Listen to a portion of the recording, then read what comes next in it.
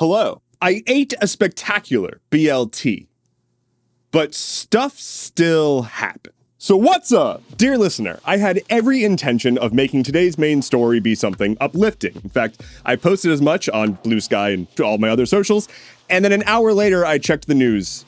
It was my hubris thinking I could do something fun. Now, I've got some good stuff later on, but this first story is going to be heavy. It is talking about the ongoing genocide against the people of Gaza. I'll put timestamps in the description. If you're not in a place to have this conversation right now, you can always skip it and come back to it later, but that's the first topic. Here we go. This past week, Israel bombarded Gaza with missile attacks and ground troop invasions, completely just ending the ceasefire out of nowhere. There was a ceasefire between Israel and Hamas.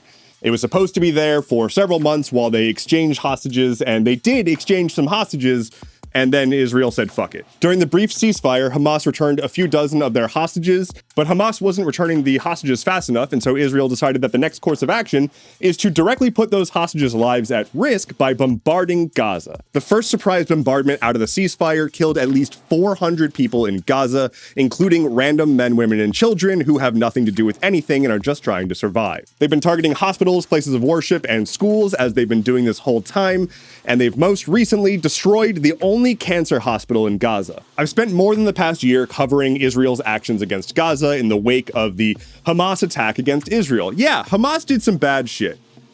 Israel then caused a man-made famine and killed likely hundreds of thousands of Palestinians. The conservative official death toll is 50,000. It passed that recently, but there are estimations that the secondary degree effects of Israel's actions puts the actual death toll in the hundreds of thousands of souls. Citizens of Israel are protesting Netanyahu's actions en masse for all sorts of reasons. The man is already facing corruption charges in court. He is the prime minister of Israel, and he is using his power to undermine the judicial system that could potentially hold him accountable.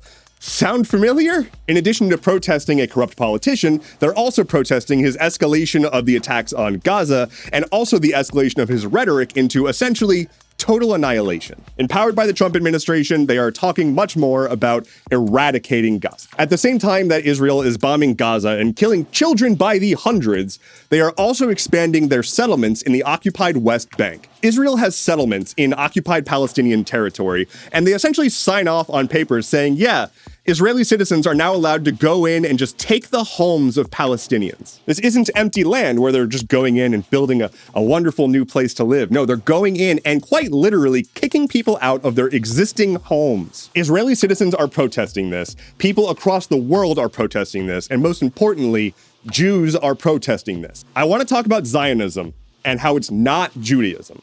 The two are not the same. In fact, the majority of Zionists are not Jewish.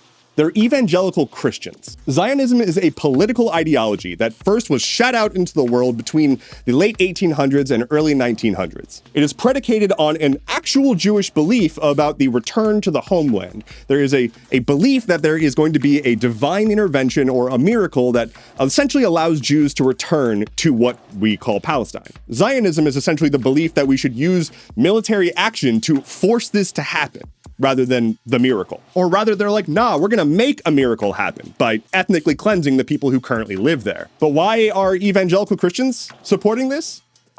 Unfortunately, the answer is a death cult. The reestablishment of Israel and the return of Jews to their homeland is a step in a prophecy towards the second coming of Christ that evangelical Christians subscribe to. The second coming of Christ being, of course, the herald of the apocalypse, the rapture. They are quite literally trying to muster up political and military force to establish Israel as a step towards a prophecy that ends with all of us dying. I wish I was making this up. Unfortunately, there's a lot of reading you can do about it, and I've linked to it in today's newsletter. It's really fucked up. But I just want to make it abundantly, extraordinarily, extremely clear that to be against the state of Israel is not to be anti-Semitic. I am not a religious person, but I do have religious family, and I am looking forward to spending time with my Jewish family, having a Seder for Passover next month. I have nothing but respect for Jewish culture, Jewish traditions, and the Jewish faith. That's not Zionism. It's why we've seen so many Jews and Jewish faith leaders at anti-Israel protests, because it doesn't stand for them, and it's insulting. This is a geopolitical, militaristic plan that is leveraging their faith as a shield against criticism. Unfortunately, there's not a lot that we can do as individual people to help this situation, but you can talk to the people in your life and inform them. Let them know what's going on. Tell them about this. While people are unable to afford food here at home, we are sending billions of dollars of military aid to help a country that is not us protect themselves, quote unquote, from the people who already lived there. Weird how the people who were living there aren't super thrilled about a bunch of foreigners coming in and colonizing their land. I feel like there's a story in, I don't know, maybe this country's history that could like inform us as to how much of an atrocity this is, but I don't know, maybe I'm wrong about that. Moving on to policy. I guess this is policy, but really it's just kind of a treat, just to kind of lighten the mood a bit. The original creator of the Pirate's Booty brand of snacks, the like puffed cheese corn things, has lost his damn mind. Robert Ehrlich. He lives in a small town on Long Island called Seacliff, where he recently declared himself to be the mayor. They recently had a mayoral election. The incumbent mayor was running unopposed for a third term, and a week before the election, he walked into the town center and said, "I'm the mayor. Give me their office, and all of you are fired." To which the municipal employees were like, "What?" They said that they've never seen this guy in any sort of civics context before, and they were like, "What? Are you all right there, guy? You need help?" So this dude has a coffee shop where he's been collecting votes.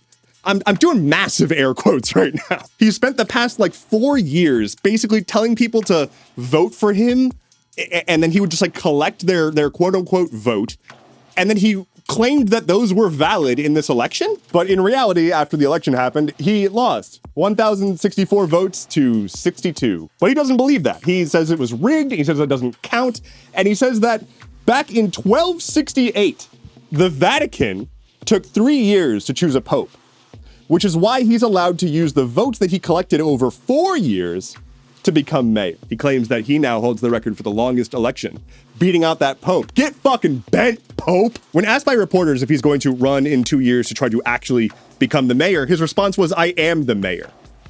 Why would I have to run if I'm already the mayor?" So that's fun. Several European countries and Canada have issued travel advisories against the United States, given how dangerous it is to try to come here as anyone who's not a US citizen right now. Denmark, Canada, Finland, Germany, and the UK have all issued advisories and updated their travel information for going to the US, basically saying, comply, because otherwise they're going to detain and torture you. A Welsh tourist was recently detained by ICE for 19 days, held in a detention facility with 24/7 fluorescent lighting because of nothing. She was transported in chains and handcuffs. The crime that she committed?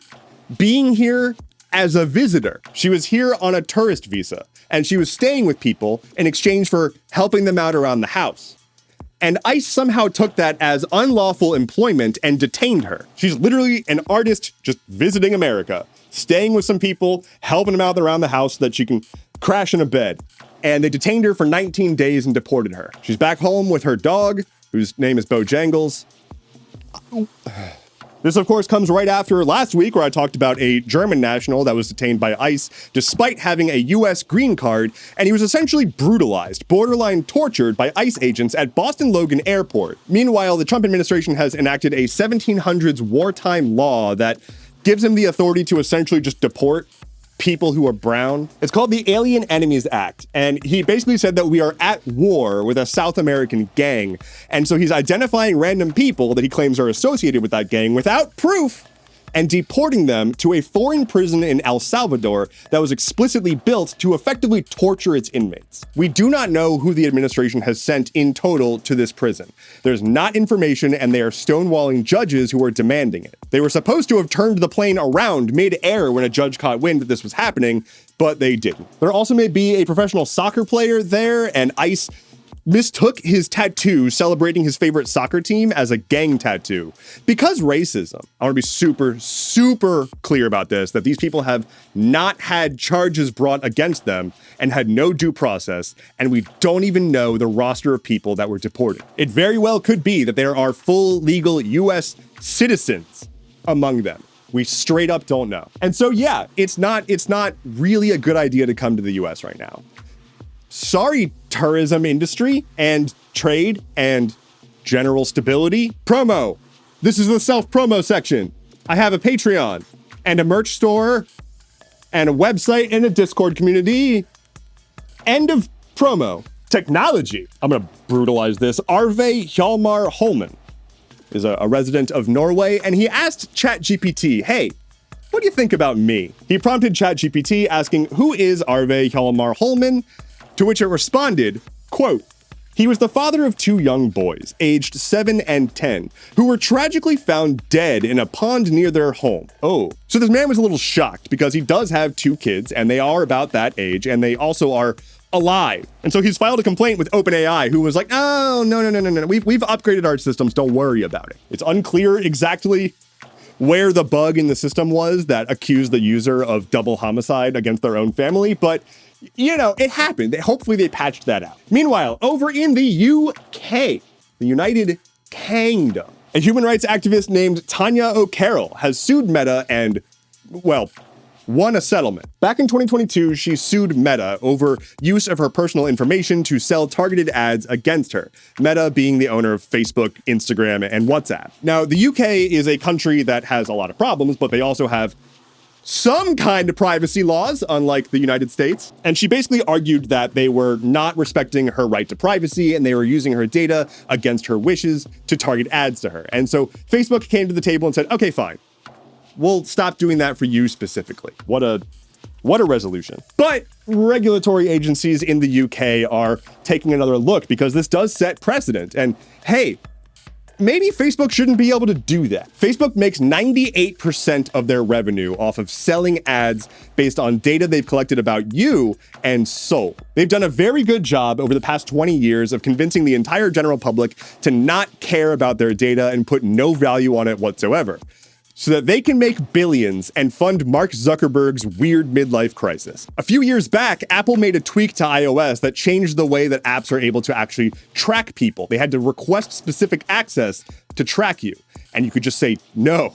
This was so catastrophic to Facebook's business model that they took out multiple full-page ads in newspapers and launched a whole campaign against it. They were essentially saying, if we can't use data that people don't even know we're collecting about them, we're gonna not have a business. To which I would say, okay. Oh, speaking of data, there's an AI company called Clearview AI that has been making waves and headlines for a while because what they're doing is scraping public data and trying to create a massive searchable database of everyone. You know when you watch a movie and there's like the spy agency or whatever, and there's like the big screen and they've got some footage, they zoom in, they get the perp's face and they're like, run facial recognition. Then like another box pops up and then it scans through a whole bunch of faces until one of them is like, match found. They're trying to build that. And they have actually built that. They've basically just scraped as much information as they can from the internet, from social media, and creating profiles on everyone so that they can do an image search for your face from security footage. But recently, 404 Media, shout out, they're doing amazing work right now. But 404 Media recently broke that Clearview was trying to purchase hundreds of millions of arrest records, including mugshots, social security numbers, cell phone numbers, home addresses, and more. They tried to strike a deal with an organization that has a big database of crime records for attorneys to use. They can use it to make a case and reference former cases and whatnot, but Clearview was like, I want that. Clearview and the other company that had this data, they entered a contract, and that fell apart, and now they hate each other. Clearview paid them $1 million, which is fucking nothing for that much data, and that money has not been returned because of a cited breach of contract. But Clearview also says that the other people breached contract, and now it's going to courts, and hopefully they eat each other alive. Clearview exists to sell their products to law enforcement and investigative agencies. So, yike. Let's talk about science! Science stuff. This is fucking crazy.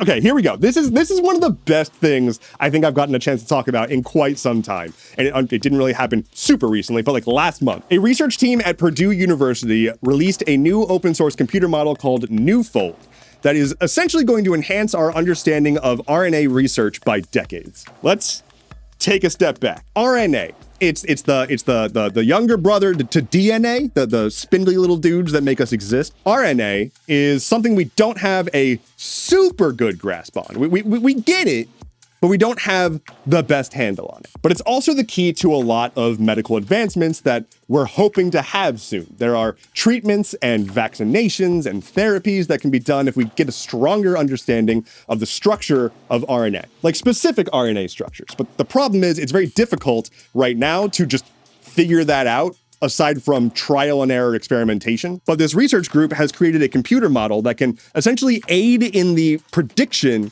of what an RNA structure would look like at the atomic level. Now, I'm not going to pretend that I actually understand all of this, but largely it summarizes to this. Medical research has a need to be able to visualize and sequence proteins and other components of being a person, and the better we can do that, the faster we can iterate on treatments and medication. And this is a huge step in that direction. Anyway, you don't want to be an alpha male, but you definitely don't want to be an alpha gal. Alpha gal syndrome, or AGS, is a thing that you can contract after being bit by a certain type of tick, which can give you an allergy to red meat, like full-on anaphylactic shock allergy. Ticks are tiny little blood-sucking insects, and they're not great. In fact, they suck a lot. They cause a lot of diseases, anaphylactic shock red meat disease. But specifically, AGS was associated with Lone Star ticks as opposed to something like a deer tick, which is more commonly associated with Lyme disease. This is different from that, except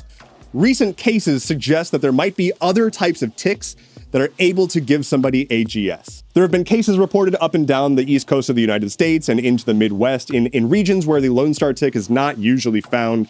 So there's more research going into this, but I want to be very clear. Don't freak out. This isn't new, and this isn't escalating at a rate that merits you to freak out and never go outside again. But in general, if you go out into the deep woods or you're walking around some tall grass, going on a hike or whatever, check yourself for ticks afterwards, and check your friends, and check your pets, all of it. And unfortunately, yeah, check all of the crevices, all of them, even that one. Lightning round. A historic fort in England suffered damage to its walls after somebody assaulted it by shooting 40 golf balls at it. Damn, it's hella artillery. Here's the weather. Google is paying out nearly $30 million to settle an anti-discrimination case in which they were accused of uplifting white and Asian employees more than anyone else. The Trump administration released the files on the JFK assassination, which is the conspiracy theory equivalent of jingling some keys. Like, yeah, it's fishy. Are we on this still? An Australian woman got caught trying to sell 2 partially digested toes that a dog threw up on the internet. I don't know. And finally for today, Blue Sky, which I am on and you should follow me on, made more money selling shirts making fun of Mark Zuckerberg than they have on their actual offering of selling custom domains. On Blue Sky, your handle is like a website, it's a domain, and they have an option to purchase a custom one. And they made a shirt making fun of Mark Zuckerberg, and that has outpaced sales already. Time to pivot. That is all I have for you today. Thank you so much for watching. Let me know in the comments below what you are going to put on a shirt to make fun of Mark Zuckerberg. My name is Endeavorance. I'll be back on Monday. Take care and be well.